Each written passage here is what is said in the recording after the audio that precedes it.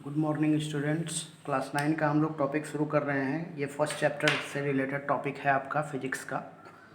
इसमें मैं सबसे पहले आपको बताने जा रहा हूँ यूनिट एंड डायमेंशन के बारे में। देखो यूनिट क्या होता है। यूनिट किसी भी चीज़ को जब हम लोग मेज़र करते हैं ना, तो हमको कुछ आवश्यकता होती है उस मेज़रमेंट को रिप्रेजेंट करने के लिए, उस मेज़रमेंट को आइडेंटिफाई करने के लिए। तो उस आइडेंटिफिकेशन को जो रिप्रेजेंट करता है उसी को हम लोग यूनिट कहते हैं। जैसे देखो यहाँ लिखा हुआ it is the standard system to measure physical quantities. अब जैसे मान लो यहाँ पे मैंने एक एग्जांपल दिया, जैसे फिजिकल क्वांटिटीज़ को रिप्रेजेंट करने के लिए हम लोग क्या देते हैं, हम लोग उसका क्वांटिटी, ये जो आप देख रहे हो ये क्या है, ये क्वांटिटी को रिप्रेजेंट कर रहा है, क्वांटिटी वैल्यू है ये। जबकि यूनिट जो होता है ना वो उसके क्वालिटी को रिप्रेजेंट करता है, ये क्वालिटी को रिप्रेजेंट करता है। एक हो गया क्वांटिटी, एक हो गया क्वालिटी। क्वांटिटी को हम लोग न्यूमेरिक वैल्यू से रिप्रेजेंट करते हैं। अब जैसे मान लो मैंने लिखा 5 और क्वालिटी हमने लिखा केजी, तो केजी से आपको क्या पता चल रहा है कि ये किसका यूनिट है। उसी तरह से मान लो मैं लिखता हूँ 5 सेकेंड, तो सेकेंड से आपको क्या पता चल रहा है कि ये किसका यूनिट है। अगर मैं लिखूँ 5 मीटर, तो इससे आपको पता चल रहा है कि ये किसका यूनिट है। लेकिन ये 5 वैल्यू तो सबके लिए सेम ही है ना, तो आखिर ये कैसे रिप्रेजेंट कर रहा है कि ये यूनिट किसका है। तो आप देख रहे होगे कि 5 सेकेंड टाइम को रिप्रेजेंट कर रहा है, 5 केजी लेंथ को रिप्रेजेंट कर रहा है, और 5 मीटर जो है वो 5 केजी जो है वो मास को रिप्रेजेंट कर रहा है, और 5 मीटर जो है वो लेंथ को रिप्रेजेंट कर रहा है। तो यूनिट का यही इंपॉर्टेंस है फिजिक्स में।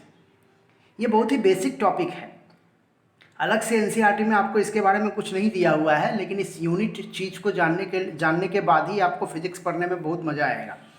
अब देखिए, इस यूनिट को रिप्रेजेंट करने के लिए हम लोग देखते हैं तो दो टाइप है, इसका दो टाइप बताया गया है। एक होता है फंडामेंटल यूनिट और एक होता है डेराइव्ड यूनिट। अब फंडामेंटल यूनिट क्या है? फंडामेंटल यूनिट जो है वो एक बेसिक यूनिट है ऑफ कुछ सम फिजिकल क्वांटिटी। कुछ फिजिकल क्वांटिटीज़ का ये बेसिक यूनिट है। जैसे आप देख रहे होगे फंडामेंटल यूनिट में क्या लिया गया है, मास लिया गया है, लेंथ लिया गया है और टाइम लिया गया है। मास, लेंथ और टाइम जो है वो बेसिक फंडामेंटल यूनिट में रखा गया है। जबकि डेराइव्ड यूनिट क्या है, तो डेराइव्ड यूनिट जो है उसके बारे में बोला जाता है कि ये क्या करते हैं, जब फंडामेंटल यूनिट को हम लोग कंबाइन करते हैं ना, तो उससे हमको मिलता है डेराइव्ड यूनिट। इसके बाद वाले जो टॉपिक होगा उसमें हम इस चीज़ को एक्सप्लेन किए हैं कि फंडामेंटल यूनिट में हम लोग किसको रखते हैं। जैसे मास का है, तो मास का जो बेसिक यूनिट है वो क्या है, वो केजी है। लेंथ का यूनिट क्या है, तो मीटर है। टाइम का यूनिट क्या है, सेकेंड है। अब केजी, मीटर, सेकेंड तीनों का या फिर किसी एक का यूज़ करके हम कोई और भी यूनिट को रिप्रेजेंट करें तो उसको बोलते हैं हम लोग ये डेराइव्ड यूनिट। जैसे स्पीड का यूनिट, मोमेंटम का यूनिट, एक्सेलरेशन का यूनिट, इसको मैं बाद में एक्सप्लेन कर दूंगा।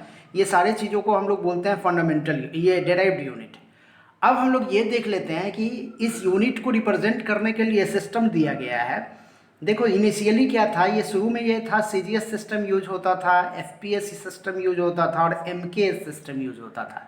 सीजीएस सिस्टम में क्या है, देखो ये सेंटीमीटर लेंथ का यूनिट है, ग्राम जो है वो मास का यूनिट है और सेकेंड जो है वो टाइम का यूनिट है।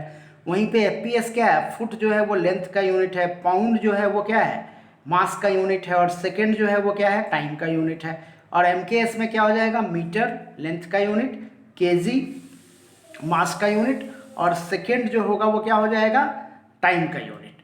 तो इस तरह से हम लोगों ने देखा कि यूनिट क्या होता है और उसके कौन कौन से पार्ट्स होते हैं और उसके कौन कौन से सिस्टम होते हैं। इसके बाद वाला जो टॉपिक होगा उसमें हम बताएंगे आपको कि ऐसा यूनिट क्या होता है।